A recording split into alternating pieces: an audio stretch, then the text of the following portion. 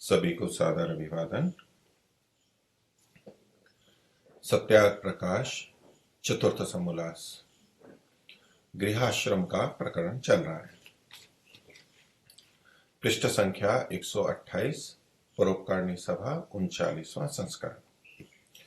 आपकी पुस्तक में आप शीर्षक के आधार पर देख सकते हैं। तो विवाह में संतानों की उत्पत्ति कितनी होनी चाहिए, नियोग में कितनी होनी चाहिए, इस विषय के लिए इमाम त्वमिंद्र मीढ्वः ये एक मंत्र दिया गया था। इससे उसके अर्थ और उसकी थोड़ी व्याख्या या उपसंहार के रूप में हमने देख लिया था। अब ये प्रश्न है, प्रश्न के आधार पर आप पकड़ सकते हैं। यह नियोग की बात व्यभिचार के समान दिखती है। तो चूंकि एक पत्नी का व्रत है, पतिव्रता स्त्री है या पत्नी व्रत पुरुष है, ये बात हमारे यहाँ पर बहुत प्रचलित है और महर्षि दयानंद ने भी इस बात को लिखा है। तो ऐसे में जब नियोग की बात आती है तो मन में ये संदेह उत्पन्न होता है और ये भावना आती है कि ये व्यभिचार है, ये तो गलत है। तो ये प्रश्न उठा के फिर महर्षि समाधान कर रहे हैं कि नियोग की बात तो व्यभिचार के समान दिखती है। महर्षि उत्तर दे रहे हैं कि जैसे बिना विवाहितों का व्यभिचार होता है, वैसे बिना नियुक्तों का व्यभिचार कहता है। एक दृष्टि से महर्षि उसको बता रहे हैं कि व्यभिचार होता कब है, व्यभिचार कब कहा जाता है। तो विवाहेतर संबंध बनाना ये व्यभिचार है।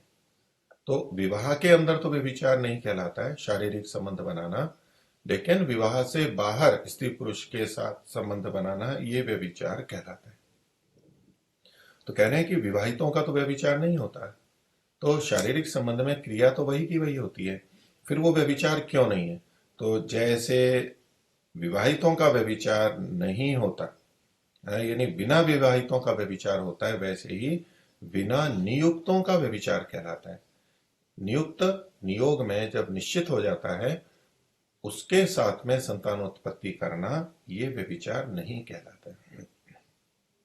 इससे यह सिद्ध हुआ कि जैसा नियम विवाह के होने पर व्यभिचार नहीं कहलाता, जैसा नियम से विवाह होने पर विधिवत विवाह है तो वो शारीरिक संबंध व्यभिचार नहीं कहलाता है, तो नियम पूर्वक नियोग होने से व्यभिचार न कहावेगा। तो बिल्कुल समान रूप से बात लगती है। तो नियोग के बारे में लोगों को लगता है ये कुछ अव्यवस्थित है, ऐसे ही कोई भी किसी से संतानोत्पत्ति कर लेगा, तो ऐसा नहीं है। जैसे विवाह में नियम होता है, निश्चित बात होती है, ऐसा ही नियोग में भी होता है। और अन्य बातें भी बता रहे हैं कि जैसे दूसरे की लड़की और दूसरे के लड़के का है अन्य अन्य के, तो शास्त्रोक्त विधि से विवाह पूर्वक समागम में व्यभिचार व पाप लज्जा नहीं होती। न तो व्यभिचार कहलाता है, न वो पाप कहलाता है, और न ही उसमें कोई लज्जा होती है। अर्थात लज्जा इस रूप में नहीं कि सबको पता है कि ये आगे संतानोत्पत्ति करने वाले हैं, ये विवाहित है, तो उसमें कोई लज्जा नहीं होती है विवाह करने में। हाँ, ये एकांत में होता है, इतना ठीक है, वो सबके सामने विवाह के बाद भी नहीं होता है, लेकिन विवाह में करने में कोई लज्जा नहीं होती है। वैसे ही वेद शास्त्रोक्त नियोग में, तो वेद के द्वारा भी निर्देशित है और अन्य शास्त्रों द्वारा निर्देशित है, सम्मत है, और हमारे पूर्वज बहुत सारे महापुरुष और व्यक्ति, ऐतिहासिक व्यक्ति इसी रीति से उत्पन्न हुए हैं। इसलिए तो वेद शास्त्रोक्त नियोग में व्यभिचार पाप लज्जा न मानना चाहिए। लोगों को ऐसा लगता है कि ये व्यभिचार हो गया, इसमें पाप है, ये इसमें लज्जा है, शर्म की बात है, तो इसमें कोई शर्म की बात नहीं है। तो इस पर प्रश्नकर्ता कोई और उत्तर तो दे नहीं सकता है, इसलिए वो कह रहा है कि है तो ठीक, मतलब बात तो ठीक कह रहे हैं आप, तो उचित है, लेकिन फिर वही मन में एक आशंका बनी हुई है, परंतु यह वेश्या के समान कर्म दिखता है। तो वेश्या स्त्री के समान, यानी जैसे वेश्या के पास में जाते हैं वो एक गलत कार्य होता है, पुरुष किसी वेश्या के पास जाए तो ये गलत होता है, उसी प्रकार से यहां भी पुरुष किसी अन्य स्त्री के साथ संतानोत्पत्ति करे, ये भी ठीक नहीं दिखता है। हमें तो ऐसा ही लग रहा है कि ठीक नहीं है। तो उत्तर महर्षि कहते हैं कि नहीं, दोनों में अंतर है। क्योंकि वेश्या के समागम में किसी निश्चित पुरुष व कोई नियम नहीं है। तो वेश्या के पास तो कोई भी पुरुष जाता है, धन देता है, कोई भी चला जाता है, और बहुत सारे व्यक्ति जाते हैं, बदल बदल करके जाते हैं, पुनः पुनः जाते हैं, और वहां संतानोत्पत्ति और ये कोई प्रयोजन होता नहीं है। तो वहां तो कोई निश्चित पुरुष या कोई नियम नहीं होता है, और नियोग में विवाह के समान नियम है, एक व्यवस्था है। आगे कहते हैं, जैसे दूसरे को लड़की देने, दूसरे के साथ समागम करने में विवाह पूर्वक लज्जा नहीं होती। अब विवाह होता है तब भी तो लड़की को दिया जाता है, लेकिन वेश्यावृत्ति के लिए अगर लड़की को दिया जाए तो ये तो पाप और लज्जा की बात है, विवाह में तो नहीं होती है।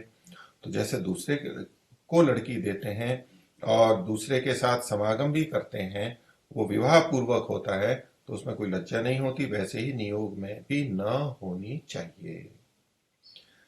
क्या जो व्यभिचारी पुरुष व स्त्री होती हैं वह विवाह होने पर भी कुकर्म से बचते हैं? तो ये एक प्रश्न महर्षि ने किया है, प्रति प्रश्न किया है, क्योंकि जो बोलने वाला है, प्रश्न करने वाला है, उसके मन में ऐसा विचार आ रहा हो सकता है, ये बात को ध्यान में रखते हुए कि चलो तर्क वितर्क से ये आ गया कि नियोग तो अपने आप में व्यभिचार नहीं है, विधि पूर्वक हो रहा है तो, लेकिन उसके नाम पर बहुत कुछ व्यभिचार हो सकता है। तो नाम नियोग का हो लेकिन व्यभिचार हो रहा हो, तो इस दृष्टि से वो गलत हो सकता है, ऐसा किसी के मन में आए तो उसके उत्तर में महर्षि यहां पर ये कह रहे हैं। क्योंकि उत्तर से पता लगता है कि प्रश्न क्या रहा होगा या पृष्ठभूमि में क्या है।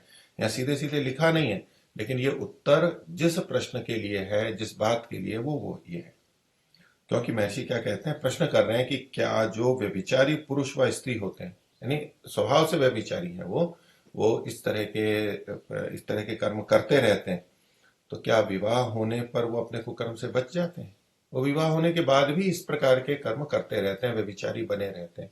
तो कहना ये चाह रहे हैं पूर्व पक्षी को या प्रश्नकर्ता को कि आप विवाह में तो कोई दोष नहीं मानते, लेकिन नियोग में दोष मानते हैं। तो व्यभिचार होने की संभावना तो विवाह के बाद भी है, क्योंकि व्यभिचारी पुरुष विवाह के बाद भी नियंत्रित नहीं रह पाता है, संयमित नहीं रह पाता है और व्यभिचार करता है।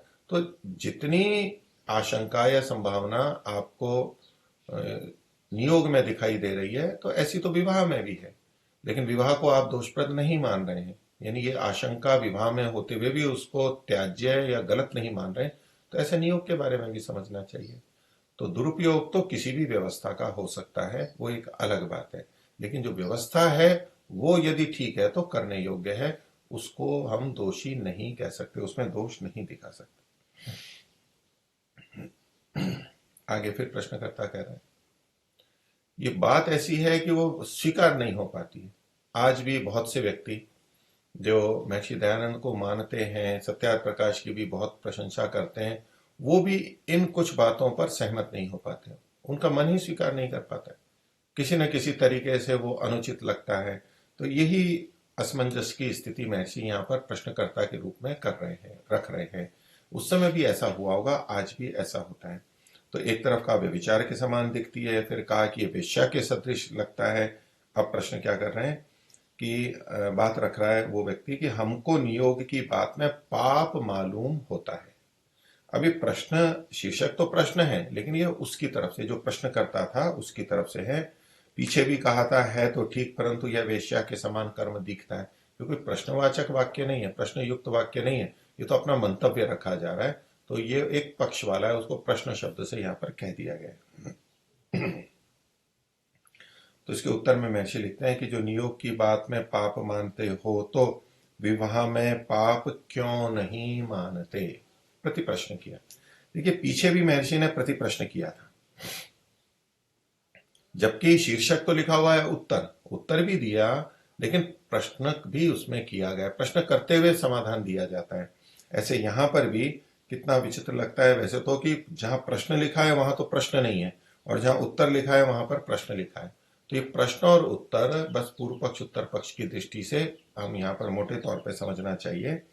और यहाँ प्रश्न का अंतर्भाव हम कर सकते हैं कि जहां इसने कहा कि हमको नियोग की बात में पाप मालूम पड़ता है, तो ये ठीक कैसे हो सकता है, ये प्रश्न साथ में जुड़ जाएगा। और जहां महर्षि उत्तर दे रहे हैं जिसमें प्रश्न वाक्य लग रहा है कि जो नियोग की बात में पाप मानते हो तो विवाह में पाप क्यों नहीं मानते, अर्थात विवाह में भी पाप नहीं होगा, ये कहा जा रहा है।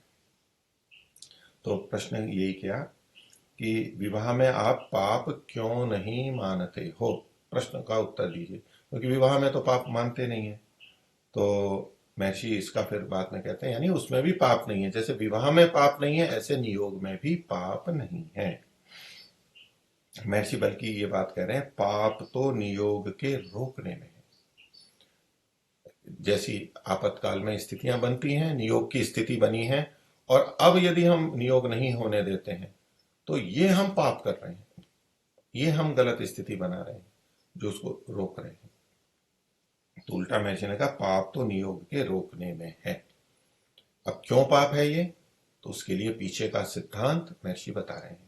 ये इस प्रसंग में भी लगता है और जगह भी हम लगा सकते हैं। क्या है, क्योंकि ईश्वर के सृष्टि क्रमानुकूल स्त्री पुरुष के स्वाभाविक व्यवहार रुक ही नहीं सकते।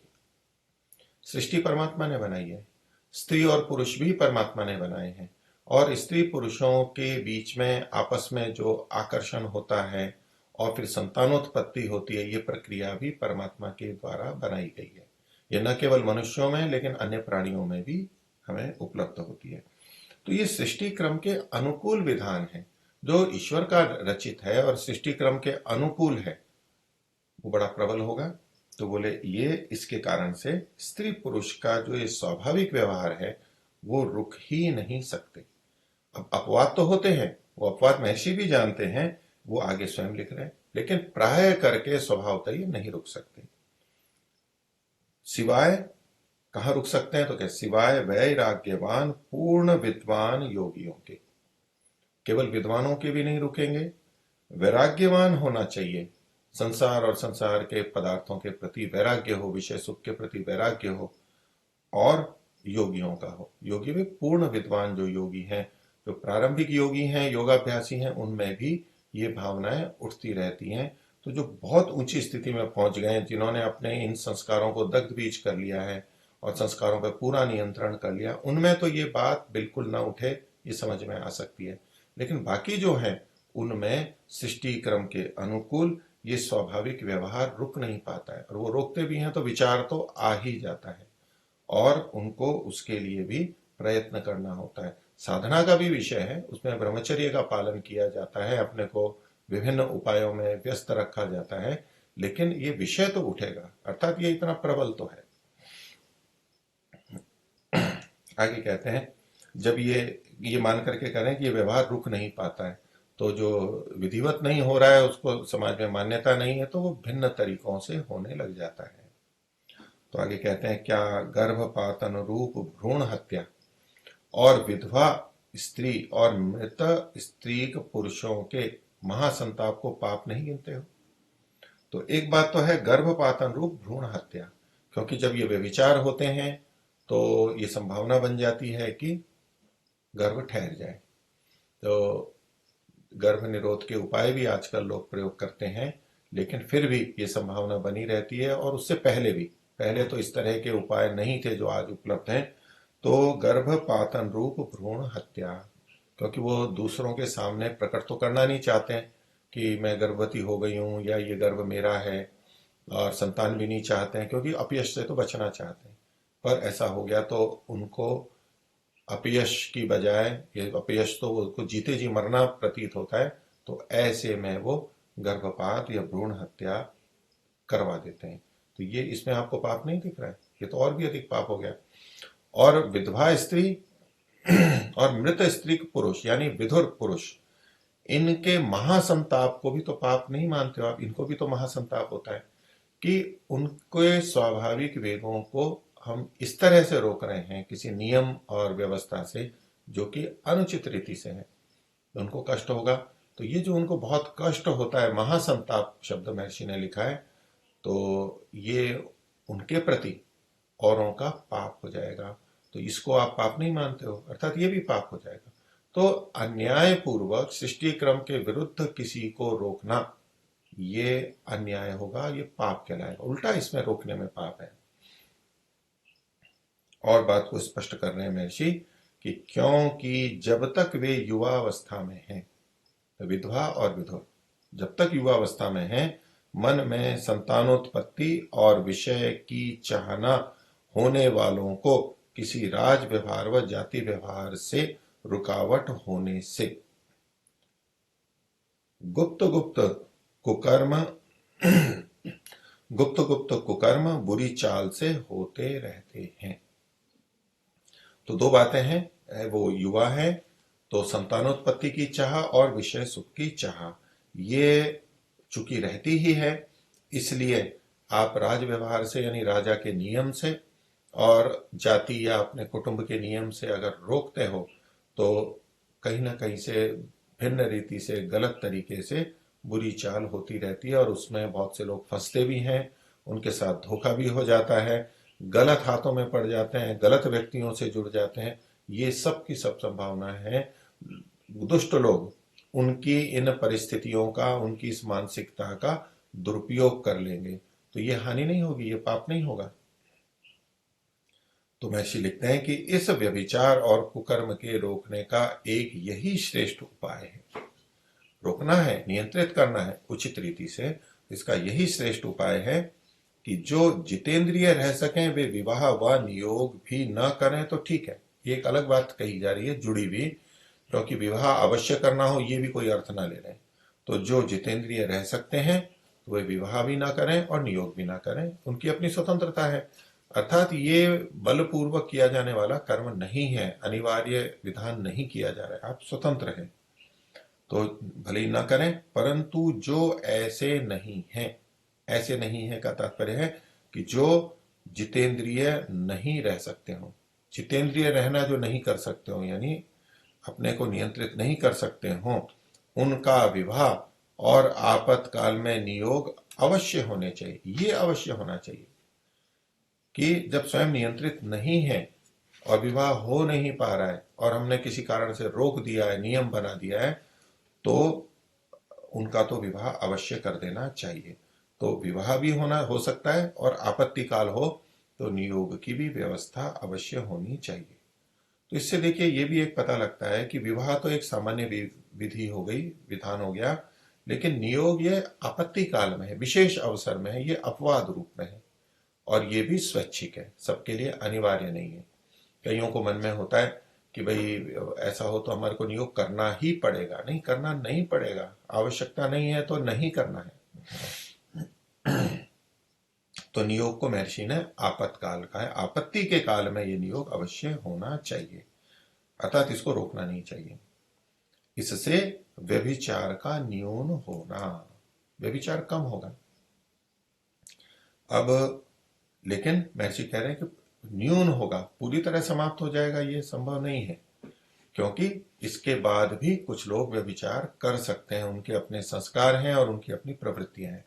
जैसा पीछे लिखा कि विवाह के बाद भी तो व्यभिचार लोग करते हैं या कर सकते हैं, ऐसे नियोग के बाद भी हो सकता है।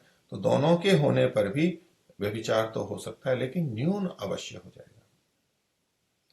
और लाभ विशेष क्या मिलेगा? प्रेम से उत्तम संतान होकर मनुष्यों की वृद्धि होना संभव है।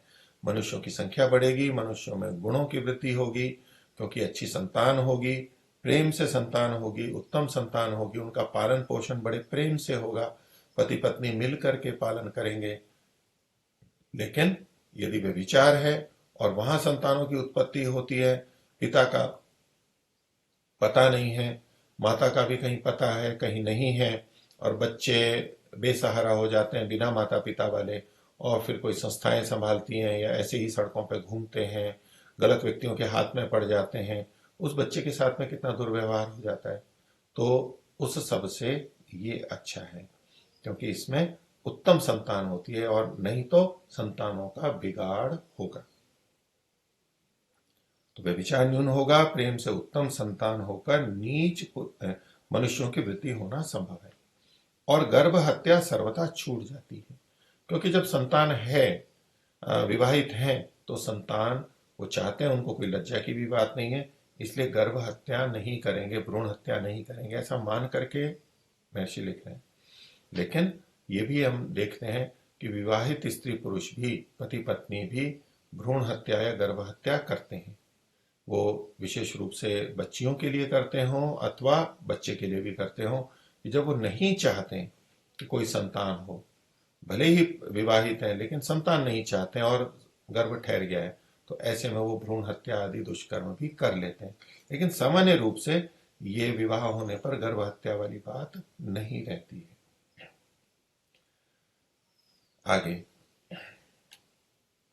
कि यदि विवाह न हो और नियोग भी नहीं हो, चूंकि ये प्रसंग नियोग का मुख्य रूप से है इसलिए उसी दृष्टि से देख रहे हैं, लेकिन विवाह भी इसके साथ में जुड़ा हुआ है। तो क्या कहते हैं कि अगर ये सब व्यवस्था नहीं हो, क्योंकि स्वाभाविक है, ये वेग रहते हैं और इसके लिए उचित समाधान होना चाहिए, अगर ऐसा नहीं हो तो क्या होगा? नीच पुरुषों से उत्तम स्त्री और वैश्यादि नीच स्त्रियों से उत्तम पुरुषों का व्यभिचार रूप कुकर्म, उत्तम कुल में कलंक, वंश का उच्छेद, स्त्री पुरुषों को संताप और गर्भ हत्यादि कुकर्म विवाह और नियोग से निवृत्त होते हैं, इसलिए नियोग करना चाहिए। तो प्राय ऐसा देखा जाता है, आज भी हम देख सकते हैं कि जब ऐसे प्रतिबंध होते हैं तो उत्तम स्त्री का भी नीच पुरुषों से संपर्क हो जाता है, क्योंकि स्त्री उत्तम है, उत्तम कुल की है, अच्छा आचरण है, लेकिन इस एक बात के कारण से, चूंकि यहाँ उत्तम लोगों के बीच में तो बड़ा अपयश होगा और कोई उत्तम पुरुष है वो अन्य जो उत्तम पुरुष हैं वो इस कार्य में सहभागी नहीं बनते हैं, मना कर देंगे या तो बच जाएंगे, या उसकी स्त्री की, उत्तम स्त्री की हिम्मत ही नहीं होगी कि मैं इस अच्छे व्यक्ति से इस तरह का कोई प्रस्ताव रखूं या आगे बढ़ूं। तो ऐसे में वो निम्न स्तर के पुरुषों के साथ संपर्क में आती हैं और वो बहुत सहजता से मान लो स्वीकार कर लेते हैं, तो ये संबंध बन जाते हैं। तो नीच पुरुषों से उत्तम स्त्री का संबंध हो जाता है। और ऐसे ही वैश्यादि नीच स्त्रियों से उत्तम पुरुषों का व्यभिचार रूप कुकर्म होता है। तो उत्तम यानी कुल आदि की दृष्टि से, गुणवत्ता की दृष्टि से वो अच्छे थे। अब इनके साथ भी ऐसा ही है कि वो उत्तम स्त्रियों के साथ में ऐसा संपर्क कर पाए, इसकी संभावना कम रहती है। होते भी हैं आजकल, लेकिन संभावना कम रहती है। उनको कहना, उनको स्वीकार करना, और पता है कि अगर ये पता लग गया और उनको बुरा लग गया तो कितना दुष्प्रभाव आएगा, तो व्यक्ति डरता है। तो ऐसे में जो वेश्या आदि हैं उनके पास वो सहजता से चला जाता है, वहां उसको सरलता लगती है। तो ये निम्न स्तर के लोगों के साथ में ये संबंध होना उच्च स्तर का होते हुए भी ये एक दोष आएगा और कुल में कलंक भी लगेगा, पता भी लगता है और बड़ा दुख होता है। वंश का भी उच्छेद होगा, क्योंकि संतानें तो होंगी नहीं, गर्भपात आदि करवा देंगे। और स्त्री पुरुषों को संताप भी अधिक होता है, आपस में कष्ट भी अधिक होता है। कि यदि विवाह और नियोग न हो और फिर ये शारीरिक संबंध होते रहें और संतानोत्पत्ति होती रहे, तो इसमें स्त्री पुरुषों को भी संताप अधिक होता है। एक दूसरे पे विश्वास, एक दूसरे की निश्चिंतता, निडरता, ये सब दूसरी जगह नहीं हो पाती है। वहां स्वार्थ के आधार पर अधिक टिके हुए रहते हैं, तो कभी भी कुछ भी हो सकता है, तो आशंका रहती है, दुख हो सकता है। लेकिन विवाह या नियोग होने पर हम विश्वास पूर्वक इस दिशा में आगे बढ़ सकते हैं। तो संताप, स्त्री पुरुषों को संताप और गर्भ हत्यादि जो कुकर्म होते हैं, ये विवाह से और नियोग से निवृत्त होते हैं, इसलिए नियोग करना चाहिए। अब ये विवाह और नियोग से निवृत्त होते हैं, तो उत्तर यह आना चाहिए इसलिए विवाह और नियोग करने चाहिए। लेकिन विवाह नहीं लिखा महर्षि ने, विवाह का विधान है ही, अभी बता ही रहे हैं, लेकिन यहाँ प्रसंग चूंकि नियोग का है इसलिए कह दिया, इसलिए नियोग करना चाहिए। अब प्रश्नकर्ता के मन में जो आशंकाएं थी वो तो प्राय समाप्त हो गई। अब वो और जानना चाह रहा है कि ये कैसे होता है। तो प्रश्न कर रहा है कि नियोग में क्या क्या बात होनी चाहिए, अर्थात ये गलत ना हो, अच्छा ही रहे, तो इसमें क्या क्या बातें होनी चाहिए, क्या क्या विधि नियम है। तो उसका उत्तर महर्षि दे रहे हैं कि जैसे प्रसिद्धि से विवाह वैसे ही प्रसिद्धि से नियोग होता है। प्रसिद्धि का अभिप्राय है कह करके, सूचना दे करके, घोषणा पूर्वक सबके सामने, यह है प्रसिद्धि से। सबको पता रहता है कि इस पुरुष का, इस युवक का इस युवती से विवाह होने वाला है, तो कोई छुप करके नहीं होता है। ऐसे ही नियोग भी प्रसिद्धि से होता है, बता करके होता है, सूचना पूर्वक होता है। तो ये नियोग में भी लगेगा। आगे कहते हैं जैसे विवाह में भद्र पुरुषों की अनुमति होती है और कन्या वर की प्रसन्नता होती है, वैसे नियोग में भी होती है। तो भद्र पुरुष जो हैं, श्रेष्ठ मनुष्य हैं, सम्माननीय हैं, पितर हैं, बड़े व्यक्ति हैं, वो विवाह में अनुमति दे देते हैं। उचित विवाह है, वो अनुमति देते हैं, आशीर्वाद देते हैं अपना। तो उनकी भद्र पुरुषों की अनुमति मिलती है और वर और कन्या दोनों ही प्रसन्नता से करते हैं, स्वीकृति से करते हैं, सहमति से करते हैं। ये विवाह के बारे में पहले महर्षि कह ही चुके हैं, यही वैदिक रीति है। तो ऐसा का ऐसा नियोग में होता है, अर्थात नियोग के लिए भद्र पुरुष अनुमति देते हैं। अब महर्षि जिनको भद्र पुरुष कह रहे हैं वो इतने खुले हुए हैं, इतने क्रांतिकारी हैं, उनको ये बहुत सहज लगता है। न्याय संगतता, लोगों के सुख दुख को ध्यान में रखते हुए व्यवस्था ठीक रहे, दूरगामी परिणाम क्या होंगे, ये सब जो जानते हैं, ऐसे जो भद्र पुरुष हैं, वो नियोग की अनुमति दे देते हैं। उनको इसमें कोई हिचक नहीं होती है। और वर और कन्या की प्रसन्नता, यानी वो विधवा स्त्री और विधुर पुरुष, अथवा तो जिनके संतान नहीं है ऐसे पति सहित या पत्नी सहित स्त्री पुरुष, उनमें प्रसन्नता से ये होता है। दोनों एक दूसरे को स्वीकार करते हैं, एक दूसरे के साथ प्रसन्नता से इस संतानोत्पत्ति के कार्य को कर सकते हैं, उन्हीं का होना चाहिए। इसमें अनजान से या तो गुणकर्म स्वभाव विपरीत हो तो और स्वीकार्यता नहीं होती है, वहां ये करने की बात नहीं है। वहां अनिवार्य ऐसे नहीं है, बाध्यता नहीं है, ये प्रसन्नता होनी चाहिए। ये भी समानता है, ये भी एक इसकी विधि बता दी गई है। आगे कहते हैं अर्थात जब स्त्री पुरुष का नियोग होना हो, प्रसिद्धि है और ये सबको विस्तार कर रहे हैं, तब अपने कुटुंब में पुरुष स्त्रियों के सामने कहें कि, जो पुरुष स्त्रियों के सामने मतलब जो अन्य परिवार कुटुंब के जो पुरुष हैं और स्त्रियां हैं, सभी तरह के पुरुष और स्त्री, उनके सामने ये बोले, दोनों जने, हम दोनों नियोग संतानोत्पत्ति के लिए करते हैं, यानी कर रहे हैं। और जब नियोग का नियम पूरा होगा तब हम संयोग न करेंगे, ये वचनबद्धता होती है, हम ऐसा करेंगे। जैसे विवाह में वचनबद्धता होती है कि हम विवाहेतर संबंधों को नहीं करेंगे, पत्नी पतिव्रता स्त्री होगी और पत्नी व्रत पुरुष होगा, ये वचन देते हैं। तो ऐसे ही ये भी एक वचन दिया जा रहा है कि हम करेंगे, हम संतानोत्पत्ति करेंगे, लेकिन इसके बाद में फिर हम नहीं करेंगे। जो अन्यथा करें तो पापी और जाति व राज के दंडनीय हों, हमें पाप लगेगा, हमारी निंदा हो सकती है, हम स्वीकार करते हैं, और समाज और राजा राष्ट्र जो कोई दंड देना चाहता है, दंड बनता है, वो दंडनीय हम हों, हमारे को अवश्य दंड मिले। और प्रश्न ये था कि नियोग में क्या क्या बात होनी चाहिए, तो कुछ और बात बता रहे हैं महर्षि कि महीने महीने में एक बार गर्भाधान का कर्म करेंगे। तो हर महीने मासिक स्राव जो होता है उसके बाद में गर्भाधान की स्थिति बनती है यथा समय, तो उसमें महर्षि लिखते हैं एक बार गर्भाधान का कर्म करेंगे, गर्भ रहे पश्चात 1 वर्ष दिन तक पृथक रहेंगे। तो पहली बात तो है कि महीने में एक बार गर्भाधान करेंगे। सामान्यतया विवाह के गर्भाधान प्रसंग में महर्षि ने वहां पर दिन बताए हैं, सम दिन है, विषम दिन है, और वो कई हैं, एक से अधिक दिन एक बार के मास में वहां पर गिनाए गए हैं। कुछ निषिद्ध दिन भी हैं, उनको हटा दीजिए, लेकिन फिर भी कई बार है। तो यहाँ एक बार जो कथन किया गया है, या तो हम ये अर्थ लेंगे कि महीने में बस केवल एक ही बार करना है, उस एक बार करने से गर्भाधान हो जाता है तो ठीक है, नहीं तो फिर अगले महीने फिर एक बार है। अर्थात विवाह में जो अनेक दिन बताए गए हैं एक मास में भी, वैसे अनेक दिन यहाँ पर नहीं होंगे, क्योंकि एक बार लिखा हुआ है। एक तो ये तात्पर्य हो सकता है, क्योंकि वाक्य रचना ऐसी है, अब महर्षि का वास्तविक तात्पर्य क्या है ये विचार की बात है।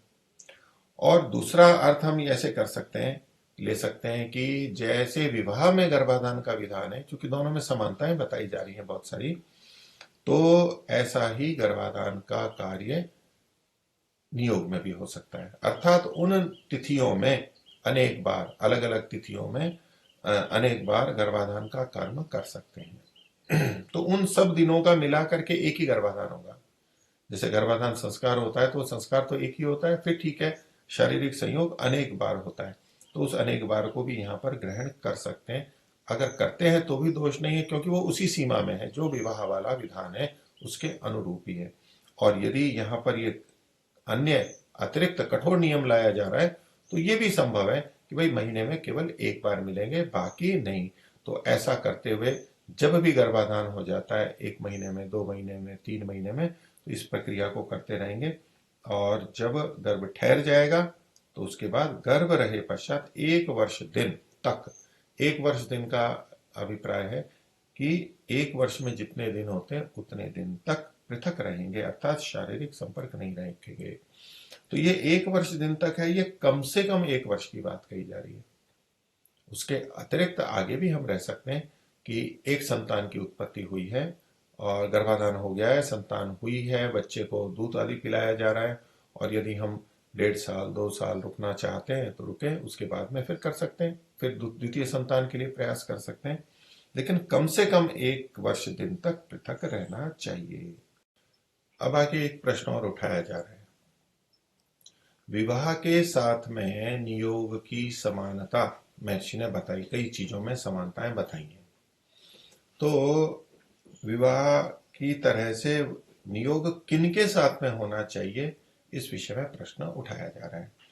प्रश्न है कि नियोग अपने वर्ण में होना चाहिए व अन्य वर्णस्थ के साथ भी। तो अपने वर्ण मतलब समान वर्ण, ब्राह्मण का ब्राह्मणी से, ब्राह्मण ब्राह्मण, वैश्य क्षत्रिय शूद्र, इस प्रकार से। तो अपने ही वर्ण में होना चाहिए व अन्य वर्ण के साथ भी हो सकता है। जैसे विवाह के संदर्भ में वर्ण क्रम से विवाह होने की बात लिखी है, ये एक सामान्य नियम है, श्रेष्ठ नियम है। अपवाद कहीं भी हो सकते हैं, लेकिन एक सामान्य नियम वही बताएगा। तो नियोग के संदर्भ में भी क्या ऐसा ही है? तो महर्षि उत्तर दे रहे हैं, अपने वर्ण में व अपने से उत्तम वर्णस्थ पुरुष के साथ में ये होना चाहिए। अर्थात यहाँ पुरुष और महिला के बीच में ये भिन्नता है कि महिला जब नियोग करेगी तो या तो अपने वर्ण वाले पुरुष के साथ करेगी या अपने से उत्तम वर्ण वाले पुरुष के साथ करेगी। अर्थात वैश्या स्त्री मतलब ये जो वैश्य की स्त्री है, ये वैश्या जो है ये वो गणिका वेश्या जो होती है, जो पीछे व्यभिचार के संदर्भ में वेश्या कहा, तो वो वेश्या होती है, एक ही मात्रा है। यह वैश्या आई की मात्रा है, तो दोनों शब्द भिन्न भिन्न है। ये वैश्या जो है ये निंदित नहीं है। तो यहाँ पर अर्थात वैश्या स्त्री वैश्य क्षत्रिय और ब्राह्मण के साथ में नियोग कर सकती है, और क्षत्रिय जो है क्षत्रिय और ब्राह्मण के साथ में, और ब्राह्मणी ब्राह्मण के साथ नियोग कर सकती है। ये व्यवस्था चली आ रही है। और इसके पीछे क्या प्रयोजन है, क्यों ऐसा कर रहे हैं? तो कहते हैं इसका तात्पर्य यह है कि वीर्य सम व उत्तम वर्ण का चाहिए, अपने से नीचे के वर्ण का नहीं चाहिए। तो महिला तो गर्भ का धारण करती है, लेकिन पुरुष का वीर्य, उस पुरुष का वीर्य होना चाहिए जो कि समान हो या उत्तम हो, ताकि उत्तरोत्तर वृद्धि हो। अपने से नीचे के वर्ण का नहीं होना चाहिए, ये व्यवस्था, ये ध्यान वहां रखना चाहिए। एक सामान्य रूप से नियम व्यवस्था दी गई है। आगे कहते हैं, स्त्री और पुरुष की सृष्टि का यही प्रयोजन है कि, अर्थात परमात्मा ने जो पुरुषों को भी बनाया और स्त्रियों को भी बनाया है, तो दोनों मनुष्य ही, लेकिन फिर भी पुरुष और स्त्रियों को बनाया है, तो इसका यही प्रयोजन है। क्यों ऐसा बनाया? क्यों नहीं सबको पुरुष ही बना दिया है, क्यों नहीं सबको स्त्री ही बना दिया? तो स्त्री और पुरुष की सृष्टि का यही प्रयोजन है कि धर्म से, अर्थात वेदोक्त रीति से विवाह व नियोग से संतानोत्पत्ति करना। स्त्री पुरुष बनाए ही इसलिए हैं क्योंकि इसमें तभी संतानोत्पत्ति हो सकती है, ये एक रीति है संतानोत्पत्ति की। अब यहां पर जो महर्षि कहते हैं कि धर्म से संतानोत्पत्ति करना, तो धर्म से का मतलब हुआ वेदोक्त रीति से विवाह व नियोग। व्यभिचार से महर्षि स्वीकार नहीं करते हैं। अब ये विवाह चाहे प्रथम बार हो, चाहे पुनर्विवाह के रूप में हो, अथवा तो नियोग के रूप में हो, होना सदा घोषणा पूर्वक चाहिए और प्रसन्नता से और सहमति पूर्वक होना चाहिए। अब प्रश्नकर्ता कह रहा है कि पुरुष को नियोग करने की क्या आवश्यकता है, क्योंकि वह दूसरा विवाह करेगा। चूंकि जिस समय की बातें चल रही हैं कि पुरुष प्रधान समाज के अंदर और वो कोई संपन्न है, प्रभावशाली है, और पत्नी का देहांत हो गया या अन्य कोई कारण है, तो वो दूसरा विवाह कर लेता है। तो पुरुष तो दूसरा विवाह कर लेते थे, ये प्राय देखा। महिलाओं का पुनः विवाह कठिन होता है, पुरुष स्वीकार नहीं करते। पुरुष भले ही विधुर हो, किंतु वो विवाह कन्या के साथ में करना चाहता है, और समाज की स्थितियां ऐसी हैं कि वो कर भी लेता है, जबकि इसका निषेध है। लेकिन महिला के साथ में ऐसा संभव नहीं हो पाता है कि वो विधवा है तो कोई कुंवारा युवक उसके साथ में विवाह करे, ये बड़ा कठिन हो जाता है।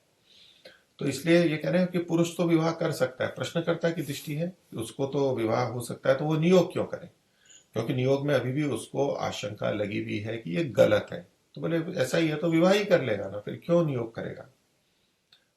तो महर्षि उसको कह रहे हैं कि नहीं, उसको विवाह नहीं, नियोग ही करना चाहिए। क्यों? तो कहते हैं, उत्तर कहते हैं, हम लिखाए हैं द्विजों में स्त्री और पुरुष का एक बार ही विवाह होना वेदादि शास्त्रों में लिखा है, द्वितीय बार नहीं। तो सामान्य नियम यही है कि एक ही बार विवाह होना चाहिए। लेकिन एक अपवाद महर्षि स्वयं भी लिख करके आए हैं कि विवाह के बाद में यदि शारीरिक संपर्क न हुआ हो तो अक्षत योनि स्त्री और अक्षत वीर्य पुरुष का पुनर्विवाह हो सकता है। तो यहाँ जो ये कथन है, ये एक सामान्य रूप से विधान के रूप में ही समझना चाहिए। अपवाद तो वहां पर फिर भी रह सकते हैं। तो एक ही बार विवाह शास्त्रों में लिखा है, द्वितीय बार नहीं। और ये इस संदर्भ में भी देखना चाहिए कि विधुर हो गया है, अब वो कुमारी कन्या से विवाह करने लगेगा। महर्षि स्वयं इसकी बात को आगे लिख रहे हैं। वो कहते हैं कि कुमार और कुमारी का ही विवाह होने में न्याय, और विधवा स्त्री के साथ कुमार पुरुष और कुमारी स्त्री के साथ मृत स्त्री का पुरुष का विवाह होने में अन्याय अर्थात अधर्म है। तो महर्षि तो धर्म और न्याय को और अन्याय और अधर्म को समान ही मानते हैं। तो देखिए, न्याय कहा है कि कुमार और कुमारी का विवाह होना चाहिए, ये उचित है। अब इस कथन का यही अभिप्राय नहीं है कि बस जो कुमार और कुमारी है उन्हीं का विवाह होना चाहिए। अब अनेक कारणों से आजकल की स्थिति में तो विशेष रूप से कि वो वास्तव में विवाहित न होते हुए भी कुमार और कुमारी होते ही नहीं है, उनके अनेकों से शारीरिक संपर्क बन जाते हैं। तो ऐसी स्थिति में आज भी जब दोनों ही तरफ समान है तो उस तरह उनके भी विवाह होते ही हैं। विवाह तो करने ही होते हैं, नहीं तो फिर समाज के अंदर और दूषण पैदा होंगे। तो विकार में भी अधिक विकार न हो, उस दृष्टि से विवाह और नियोग की व्यवस्था को हम देख सकते हैं। लेकिन हाँ, आदर्श ये है कि कुमार और कुमारी का ही विवाह होना चाहिए, और ये न्याय संगत है। दोनों कुमार कुमारी दोनों ही अविवाहित होने चाहिए। तो अन्याय कब है? जब स्त्री विधवा है और कुमार पुरुष के साथ विवाह करना चाहिए, यानी असमान कर रहे हैं, और कुमारी स्त्री के साथ कोई विधुर पुरुष विवाह करने लगे, तो ये अन्याय है, ये अधर्म है। और इसके पीछे का कारण भी महर्षि आगे बता रहे हैं कि जैसे विधवा स्त्री के साथ पुरुष विवाह नहीं किया चाहता, जो पुरुष यदि कुमारा है तो विधवा स्त्री के साथ विवाह नहीं करना चाहता, और कई बार विधुर पुरुष भी विधवा स्त्री से विवाह नहीं करना चाहते, वो कुमारी कन्या से विवाह करना चाहते हैं। ये एक सामान्यतः प्रवृत्ति चलती है। वैसे ही विवाह और स्त्री के समागम किए हुए पुरुष के साथ विवाह करने की इच्छा कुमारी भी न करेगी। तो ये भी एक सामान्य नियम है कि कोई भी कुमारी कन्या ये नहीं चाहेगी कि मैं जिससे विवाह करने वाली हूं उसका अन्य स्त्री या लड़की के साथ में संपर्क रहा हो और उस तरह की प्रवृत्ति रही हो। वो भी नए कुमार को ही चाहती है। ये अलग बात है कि इसके अपवाद भी देखे जाते हैं, आजकल भी समाज में मिल जाते हैं। आगे कहते हैं, जब विवाह किए हुए पुरुष को कोई कुमारी कन्या, ये पिछली मानसिक स्थिति और नियमों के आधार पर आगे कह रहे हैं कि जब विवाह किए हुए पुरुष को, यानी विवाह कर लिया और अब विधुर हो गया, उसको कोई कुमारी कन्या और विधवा स्त्री का ग्रहण कोई कुमार पुरुष न करेगा, ये करेगा ही नहीं क्योंकि स्थितियां ऐसी हैं, तब पुरुष और स्त्री को नियोग करने की आवश्यकता होगी। नियोग तब करना चाहिए। यदि उनका विवाह हो जाता है तो नियोग की आवश्यकता नहीं है। नियोग एक आत्ययिक व्यवस्था है। विवाह न हो और विवाह की स्थिति न हो और फिर भी संतानोत्पत्ति करनी है, तब नियोग की बात है। और ये भी अविवाहितों में नियोग की बात का तो निषेध कर ही दिया है महर्षि ने। विवाह हो गया है और अब संतानोत्पत्ति नहीं हुई है, तब नियोग की बात है।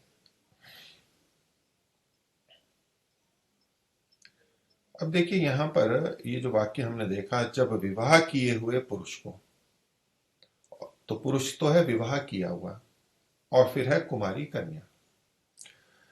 आगे लिखा है स्त्री के समय विधवा स्त्री, और फिर है कुमार पुरुष। तो कुमारी कन्या और कुमार पुरुष, ये जो दूसरा पक्ष है, ये तो समान है। पुरुषों के में क्या है, विवाह किया हुआ पुरुष, और स्त्री के लिए लिखा है विधवा।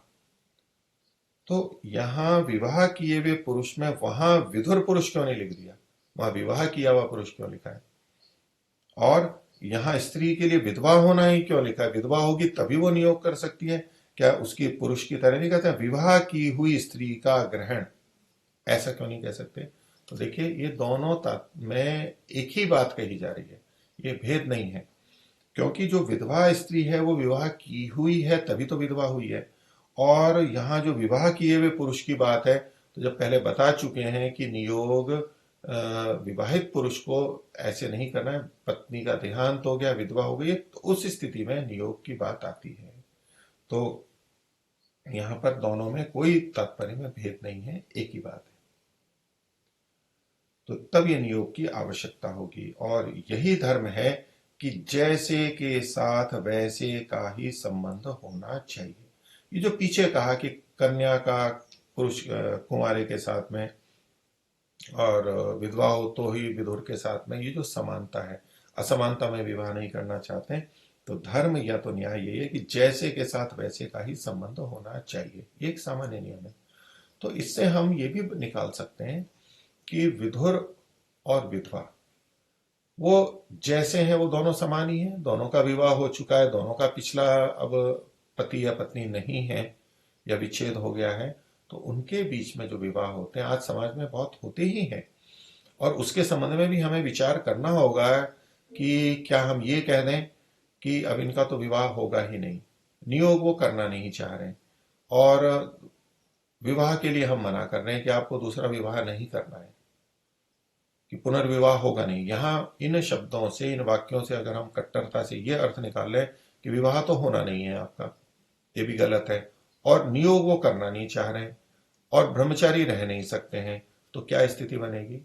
तो जो कुछ मूलभूत सिद्धांत महर्षि ने दिए हैं कि जो जैसा है उसके साथ में संबंध बन सकता है, अगर ये घोषणा पूर्वक है, विद्वानों की अनुमति पूर्वक है, भद्रजनों की, परिवार वालों की, और दोनों की प्रसन्नता है, तो ऐसे में ये विवाह भी हो सकते हैं। इसमें न्याय या धर्म की दृष्टि से कोई बाधा नहीं है, किसी के साथ अन्याय नहीं हो रहा है, अधर्म नहीं हो रहा है, तो वो भी किए जा सकते हैं। लेकिन वो अपवाद है, हमें होना ये चाहिए कि हम इन अपवाद रूप स्थितियों को इतना सामान्य न बना दें कि वो फिर हानिकारक हो जाए। अपवाद रूप में ये सब चीजें की जाती हैं।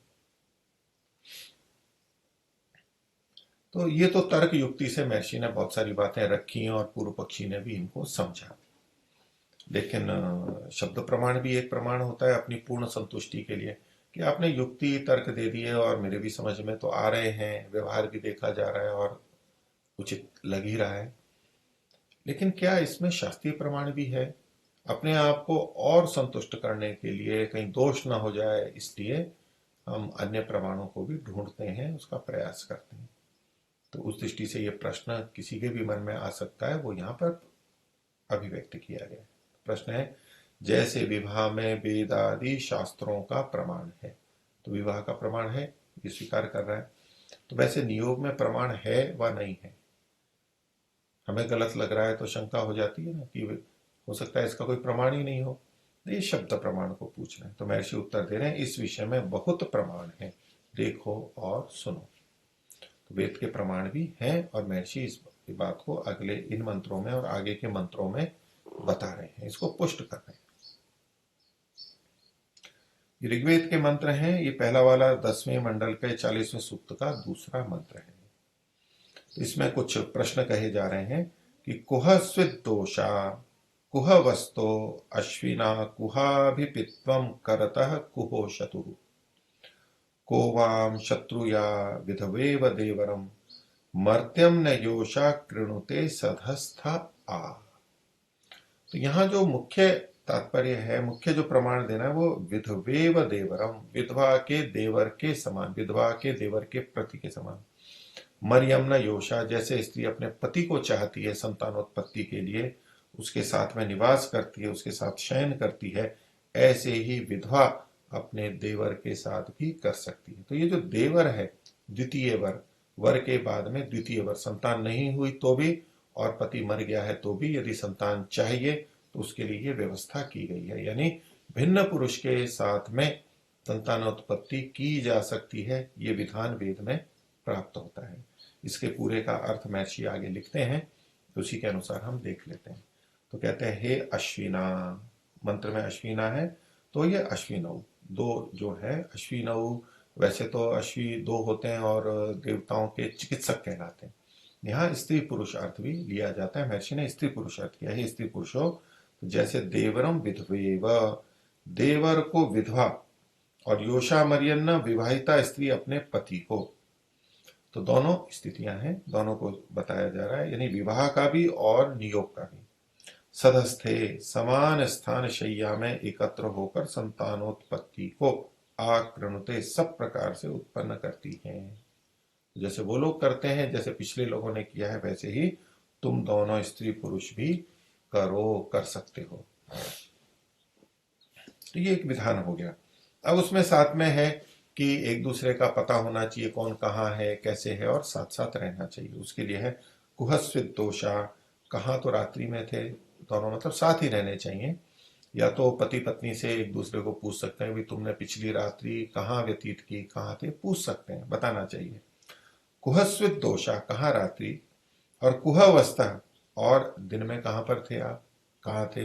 अनेक बार पति घर पे आते हैं, पत्नी पूछती है कहाँ गए, किसके साथ मिले, क्या करे, पूछ सकती है, उसको अधिकार है। ऐसे ही पति भी पूछ सकता है, इसको अन्यथा नहीं लेना चाहिए। हाँ, अत्यधिक शंका के रूप में हो, आशंका के रूप में हो तो दोष होता है, और कई बार पूछते हैं और उत्तर नहीं देते हैं तो भी शंकाएं हो जाती हैं। लेकिन पति और पत्नी एक दूसरे की रक्षा के लिए भी हैं, और एक दूसरे के पे उनका अधिकार भी है। महर्षि ने वहां पर पीछे लिखा भी था, हमने पढ़ा था कि जैसे वो एक दूसरे के हाथ में बिक गए हैं, तो नख शिखाग्र पर्यंत हर चीज एक दूसरे की हो गई है, तो जैसे वो उसकी अपनी ही है ऐसा, तो पति पत्नी का अपना ही है, वो उस पर ऐसा ही अधिकार कर सकती है जैसा वो अपने पे करती है, और पति अपनी पत्नी पे वैसे ही अधिकार कर सकता है जैसे वो अपने पर है। हाँ, व्यक्तिगत कुछ स्वतंत्रताएं हैं, उसकी बात अलग है, लेकिन इन सब चीजों के अंदर प्रश्न किए जा सकते हैं। या आप रात्रि में कहाँ थे, आप दिन में कहाँ बसे, कुहाभिपित्वम, और कहाँ आपको ये चीजें मिली हैं, कोई पदार्थ लेके आया है पति या पत्नी लेके आए, भी कहाँ मिला, ये कहाँ से लिया, किसने दिया, ये सब बातें पूछी जा सकती हैं। और कुहो शतु, किस समय कहाँ वास कर रहे थे, गए थे, रह रहे थे। कोवाम शत्रुया, और तुम्हारा शयन स्थान कहाँ है, पूछते भी आपका शयन स्थान कहाँ है, मैं भी वहीं पर ही रहूंगी या मैं भी वहीं रहूंगा, इत्यादि भी प्रश्न हो सकते हैं। तो कहते हैं तथा कौन व किस देश के रहने वाले हो, आप कौन हो और किस देश के रहने वाले। तो ये जो सारे के सारे प्रश्न किए गए हैं, तो पति पत्नी के बीच में है, और इसी तरह से विधवा और देवर, उसका जो द्वितीय वर है, ये नियोगज पुरुष है, नियोग वाला पुरुष है, जिससे कि उसने विधिवत विवाह नहीं किया है। हमारे समाज में आज भी अनेक जगह ये देखा जाता है कि कई बार बड़े भाई का देहांत हो गया है, तो उनकी पत्नी यानी तो जो भाभी होती है उसका विवाह छोटे भाई के साथ में किया जाता है, और कई बार बड़े भाई के साथ भी हो जाता है, नहीं तो छोटे भाई के साथ में होता है। तो उसका विवाह नहीं हुआ होता है, उस स्थिति में प्राय करके हो जाता है, क्योंकि सब चाहते हैं कि जो घर की संपत्ति है वो घर में ही रहे, नहीं तो भाभी का विवाह कहीं और होता है तो उसका भी अपना अधिकार है, धन संपत्ति भी दूसरी जगह जाएगी, और फिर परिवार में भी अव्यवस्था हो सकती है। तो इस तरह की व्यवस्थाएं विवाह के रूप में भी नहीं है, लेकिन यहाँ महर्षि इसको नियोग के रूप में कह रहे हैं। तो कहते हैं इससे यह सिद्ध हुआ कि देश विदेश में स्त्री पुरुष संग संग ही में रहें। तो दूर हैं तो एक दूसरे को पूछेंगे, और आप कहाँ हैं तो वो पहुंचेंगे, और साथ साथ ही रहना चाहिए। पीछे भी इस बात को कहा था। और विवाहित पति के समान नियुक्त पति को ग्रहण करके विधवा स्त्री भी संतानोत्पत्ति कर लेवे। तो बिल्कुल वैसे ही जैसे विवाहित पति के समान मन में किसी प्रकार की आशंका नहीं रखनी चाहिए। इससे पतिव्रता पति व्रत जो है, एक ही पति का व्रत है, वो भंग नहीं होता है। हमारे मन में कुछ चीजें ऐसी धारणा बना दी गई हैं कि उसको व्यक्ति स्वीकार नहीं कर पाता है। और अनेक बार इसीलिए एक बार विवाह हो जाता है और शीघ्र ही पति या पत्नी की मृत्यु हो जाती है तो दूसरा किसी से विवाह नहीं कर पाता है। ये हमने खास तौर से उनके मन में ऐसी भावनाएं डाल दी हैं, इसलिए ऐसा होता है। अगर किसी के मन में वास्तव में इतना प्रेम हो चुका है और उनको दूसरा कोई स्वीकार ही नहीं हो सकता है तो उसकी इच्छा है वो दूसरा विवाह ना करे। किंतु यदि कोई करता है और अपने अगले जीवन को आगे वैसे ही बढ़ाता है, जो जा चुके हैं उनके लिए ऐसे शोक करने की बात नहीं है, तो वो आगे बढ़ा सकता है तो बढ़ा ले, उसमें कोई आपत्ति नहीं है, वो दोष नहीं है। अब इसके ऊपर फिर आगे प्रश्न कर रहा है कि यदि किसी का छोटा भाई ही न हो तो विधवा नियोग किसके साथ करे। क्योंकि यहां देखिए विधवेव देवरम, देवर के साथ में विधवा अब संतानोत्पत्ति करे, ये एक प्रमाण है। इस इतने ही अंश को ले रहे हैं। यहाँ एक और दूसरा मंत्र है, उसका अर्थ आगे किया गया है, वो बाद में देखेंगे। अभी इस पहले के ऊपर ही प्रश्न खड़ा किया जाए, क्योंकि इस मंत्र में मुख्य प्रमाण का भाग इस प्रसंग का विधवेव देवर ये है। और देवर तो छोटे को ही माना जाता है, पति के छोटे भाई को देवर कहते हैं, बड़े को जेठ कहते हैं। तो ये प्रश्नकर्ता कह रहा है कि अगर छोटा भाई नहीं हो तो विधवा कैसे नियोग करेगी, क्योंकि यहाँ तो मंत्र में तो देवर के लिए कहा गया। तो इसका उत्तर महर्षि दयानंद दे रहे हैं कि देवर के साथ करेगी, तो देवर के साथ ही, क्योंकि देवर यहां पर लिखा हुआ है वेद मंत्र में। तो लेकिन देवर का जो अर्थ पूर्व पक्षी ले रहा है वैसा नहीं है। तो महर्षि कहते हैं परंतु देवर शब्द का अर्थ जैसा तुम समझे हो वैसा नहीं है। तो कैसा समझते हैं लोक में, हम भी ऐसा ही समझते हैं। व्यवहार ऐसा ही है कि जो पति का छोटा भाई होता है उसे देवर कहते हैं। तो लेकिन महर्षि कह रहे हैं कि ठीक है वो भी देवर हो सकता है, लेकिन देवर शब्द जो है वो भिन्न अर्थ को भी देता है। उसका जो अनवर्थता है निरुक्त में, उसका जो अर्थ बताया गया है वो व्यापक है। तो क्या कहते हैं निरुक्त में, क्या देवरः कस्मात् द्वितीयो वर उच्यते। उसको देवर क्यों कहते हैं, किसको देवर कहते हैं, जो द्वितीय वर होता है उसको देवर कहते हैं। तो देवर में वर तो जू का तू है, दे मतलब ये द्वितीय का द्योतक हो गया। तो महर्षि कहते हैं कि देवर उसको कहते हैं जो विधवा का दूसरा पति होता है। अब वो जो भी हो, अब ये पति का छोटा भाई ही देवर हो ऐसा नहीं है। ऐसा मानेंगे तब तो प्रश्न है, स्वाभाविक है आएगा कि छोटा भाई नहीं है तो क्या करेंगे। लेकिन ये कहा कि जो विधवा का दूसरा पति होता है उसको देवर कहते हैं। और स्पष्टता के लिए कह रहे हैं चाहे छोटा भाई व बड़ा भाई कोई भी हो सकता है, दोनों हो सकते हैं। और भाई ही नहीं अन्य भी हो सकते हैं, वो आगे बताएंगे। तो देखिए भाई के अंदर भी चूंकि समाज में ऐसा शिष्टाचार के रूप में बोल दिया जाता है कि भाभी माँ के समान होती है, अब वो माँ की तरह देखता है, तो ऐसे में उसके साथ में विवाह करना कठिन होता है, वो विवाह नहीं कर सकता है। ठीक है, कुछ बातों के लिए हम कि भाई छोटे जो हैं वो भाभी का सम्मान करें, माँ के समान समझें, उनको कामुक दृष्टि से न देखें, वहाँ के लिए ये ठीक है उतने अंश में। लेकिन यदि पति नहीं है और भाभी को संतान की आवश्यकता है और ऐसे में देवर के पास में ये निवेदन जाता है और देवर को भी प्रसन्नता है तो वो करे। दोनों की प्रसन्नता आवश्यक है। अगर देवर उसको माँ के रूप में ही देख रहा है तो वो मना भी कर सकता है, तो वहां नियोग नहीं होगा।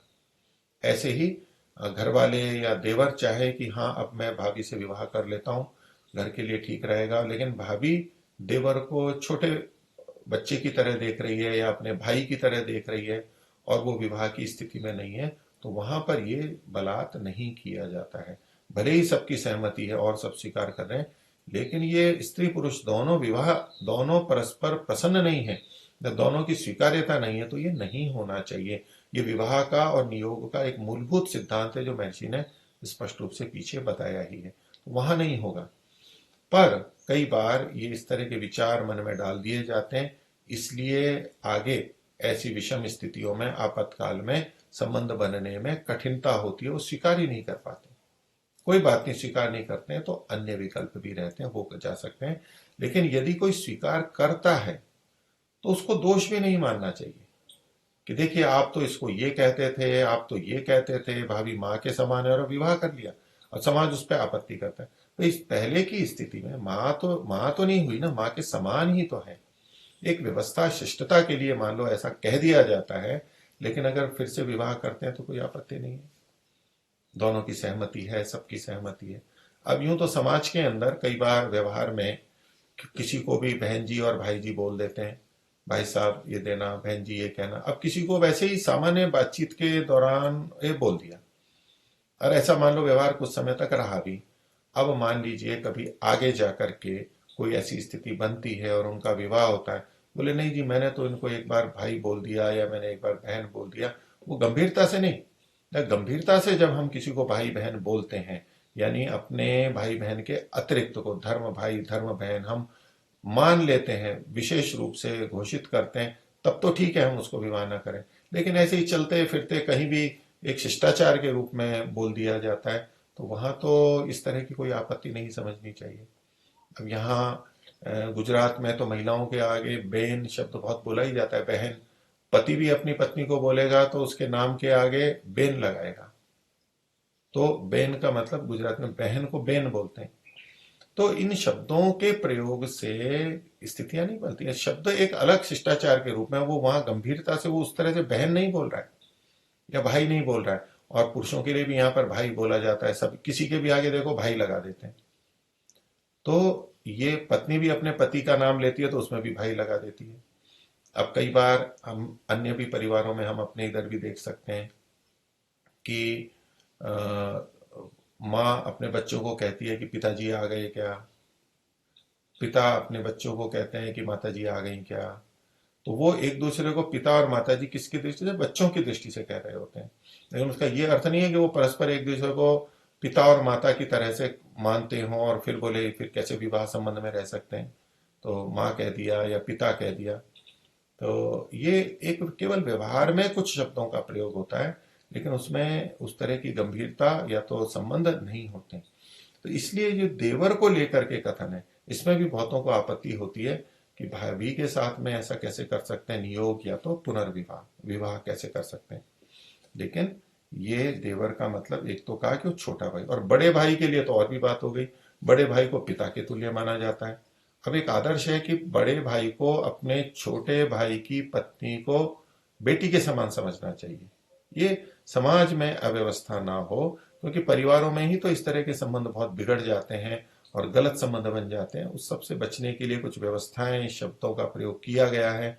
तो ऐसे में बड़े भाई को छोटे भाई की पत्नी के लिए जब कहते हैं कि ये तो बेटी के समान है या बहन के समान है, बेटी के समान कहते हैं, तो ऐसे में वो विधवा हुई हुई स्त्री अपने जेठ के साथ में नियोग अथवा पुनर्विवाह की कैसे सोच सकती है, अथवा तो बड़ा विचित्र समाज के अंदर लगता है। लेकिन विषय विधि विधि है, महर्षि लिख रहे हैं, इसमें कोई संकोच नहीं होना चाहिए। किंतु इसका ये अर्थ नहीं है कि जब तक वो पति पत्नी है, अन्य भी जीवित है, तब भी देवर अपनी भौजाई को, भाभी को अलग दृष्टि से देखे, या तो जेठ अपने छोटे भाई की पत्नी को गलत दृष्टि से देखे। इसका यह तात्पर्य नहीं है। वहां सब शिष्टता से उचित व्यवहार होगा। परिस्थिति विशेष में, आपातकाल में यदि ये होता है तो इसमें भी कोई संकोच, लज्जा या पाप नहीं समझना चाहिए। तो महर्षि लिखते हैं जो विधवा का देवर का जो अर्थ है कि चाहे छोटा भाई व बड़ा भाई, दोनों में से कोई भी हो।